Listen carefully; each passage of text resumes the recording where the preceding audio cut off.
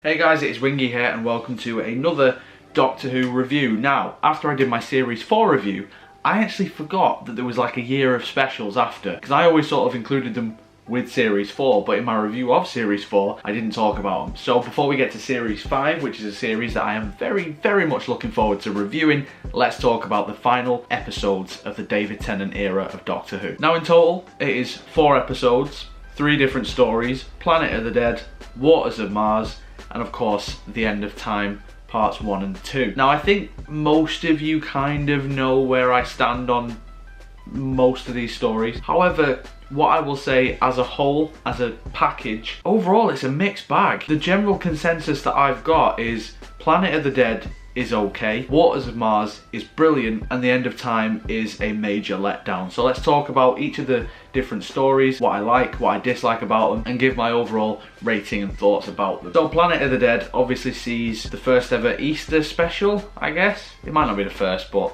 from what I remember it's the first. And this sees the Doctor ditch the TARDIS and take a bus, but this is a special bus because it's going to go through a wormhole and end up on a different planet, which straight away makes you think, why didn't the Doctor just go on foot? He comes across Lady Christina, who is played by Michelle Ryan? Is that her name? I need to do more research. She's someone who has recently stolen something from an art gallery slash museum that's very expensive, and she sort of teams up with the Doctor with her cat burglary skills, and the Doctor obviously being the Doctor with his knowledge. Now, like I said at the start of this video, like, it's okay, Planet of the Dead as a whole. It's a pretty forgettable story. It's a fun ride whilst you're watching it. There's a few moments here and there and a few bits about it that I do genuinely appreciate. For example, the bit where the bus driver's just like, okay, well we can just go home then, and then walks through the portal and then just comes out the other side as a skeleton. Like, stuff like that, brilliant. I love stuff like that. It's absolutely brutal. I like the cameo appearance from Lee Evans. I think he did a really good job in this story. I'm a massive Lee Evans fan, so to see him in Doctor Who and for him to act like a fan was awesome. He was like Osgood, but better, before Osgood was a thing. I still don't get why people like Osgood. I really don't understand the hype about that character. This Malcolm, what was wrong with Malcolm? Why didn't they bring him back for the 50th? I mean, they mention him, but still. And I do kind of like the fact that it's sort of a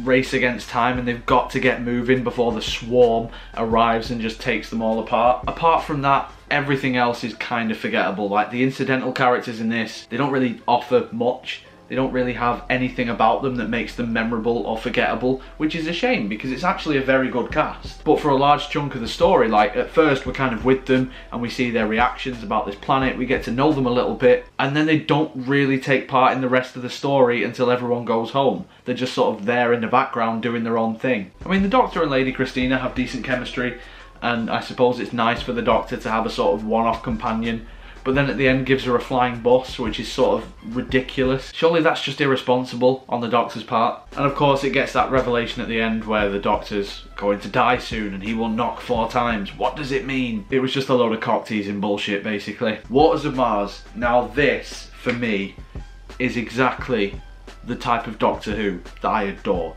Not only is it a base under siege, but it's dark as fuck. The characters you do care about. There are stakes, there is tension, there is drama, and there's also a new dynamic to the Doctor as a character. The characterization of the Doctor is challenged in this story, and I love seeing that when the Doctor just sort of snaps and is like, you know what? Why can't I save people? There aren't any rules anymore, which obviously would hint towards the Valiard, and I wish that they would have explained it or explored it a little bit further than just at the end of this episode. I really would have liked to have seen a full series of the Doctor like this. Obviously we are getting Time Lord Victoria soon, whatever the fuck that's going to entail, but it's such an interesting idea and concept. I would have loved to have seen it fleshed out a lot more. But everything from the set design to the characters to the pacing of this story, for me, it's just perfect. It does something that Doctor Who tends to do perfectly, which is take something from the real world and make it into a threat. In this case, it's water. Plain and simply, just a bit of water. And the makeup design of the water monsters as well is, or the flood, sorry, I think they're called the flood. Are they called the flood? Whatever they're called. It looks great. It's simplistic, you know, it's just like cracked lips, different eye colour, they're shooting water out the hands. You can tell it's like a little jet underneath the sleeve, but still, it's a very effective way to do it. It creeped me out as a kid, I must admit. Well, I say a kid, I was like 13, 14 when this came out. It still creeped me out though. And again, seeing the Doctor by himself and having this loner dynamic was really, really good. I'm so glad that the Doctor didn't have a companion in this story, because I don't think it would have been as effective. Adelaide Brooke is such a great supporting character as well. One of the best in the Russell era, I've got to say. I just love the bit at the end where the Doctor's just like, I can do whatever I want. To the point where she's just like, yeah, no, you're wrong, I'm gonna kill myself so everything goes back to normal. That's a dark fucking ending. So then we get to the end of time, which I know a lot of people like and a lot of people seem to like, but for me, I mean, I've spoken about it a couple of times on my channel. I did a watch along live reaction thing, which isn't on YouTube, it's on Facebook, because the bastards at YouTube took it down for copyright, even though the Hellbent one was fine. Sure. The end of time. What I hate about it is it's such a self-indulgent mess. Obviously, this was not only David Tennant's last story, but it was also Russell T Davies's last story as showrunner. And I understand that you want to go out in sort of a greatest hits style thing, but for me it was too self-indulgent. It was too, look how amazing this era was. It just didn't really feel like the ending that this era of the show deserved. It was such a pretentious way to end things. I think that's the words that I'm looking for here. Part 1, I think, is decent. I don't really have too many gripes with it. The only real thing that I don't like throughout this entire story, and I think a lot of people are going to know what I'm going to say here, and that is the portrayal of the Master. John Sim is hamming it the fuck up. I like John Sim, I think he's a brilliant actor, and I think as the Master he's actually very, very good. In this story though, no, he isn't. He is way too over the top. The bit in the junkyard or wherever it is where he's with the burger and he's just like,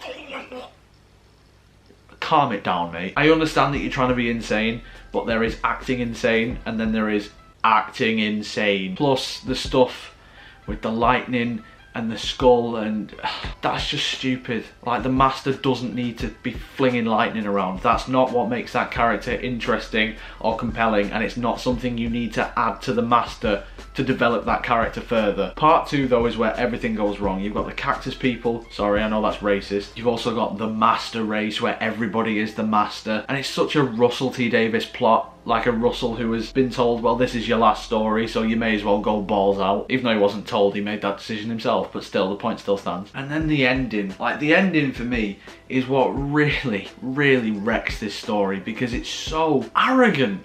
The Doctor is so out of character in this scene. I know people contest this, I know people argue about it, and that's fair enough. But from my perspective, the Doctor is an arrogant arsehole. Yes, in the end, he does sort of say, you know what, it's fine, I'll do it.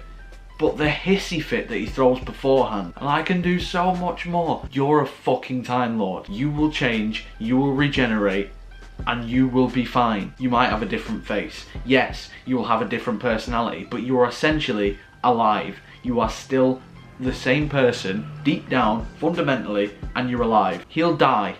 So just get on with it. And then it's the fact that the regeneration takes about what feels like half an hour, going through the entirety of the Doctor's previous companions, from Sarah Jane to Jack to Rose to Martha and Mickey, who are married now for some reason. Did we need it? It just makes you want the current Doctor to go. It just makes you think, just fucking leave already. Like, why do we have to do a parade of like your greatest hits? Like, we get it, you're dying, you're sad about it. Just fucking change. The reason why a lot of regenerations are quite sad is because they're not drawn out.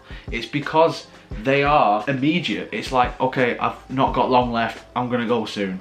Boom, they're gone. Whereas with this, it's like, yep, I'll be fine for about, well, however long it takes me to visit all my companions. And it's like, even in the Sarah Jane Adventures, they revealed that he even watched over even more companions, like Joe Grant. Did the regeneration just not matter? If he could hold it back for as long as possible anyway, he didn't have to change straight after he saw Rose. He could have just been like, you know what, fuck it, I'm gonna hang on for another 500 years. Either way, it's just not a great story for me. There's too many things about it that piss me off and annoy me for me to enjoy it, even though I will admit that there are a lot of great things about it. I think the reintroduction of the Time Lords is fantastic. I love the explanation of the drumming in the Master's head. I love how Donna was brought back into it, but overall and I love Wilf as well, and I love his chemistry with David Tennant. I think there's some beautiful scenes between the two of them, but I think overall I just can't enjoy this story because I end up getting frustrated so quickly. So overall, I'm going to give the specials a 6 out of 10 overall.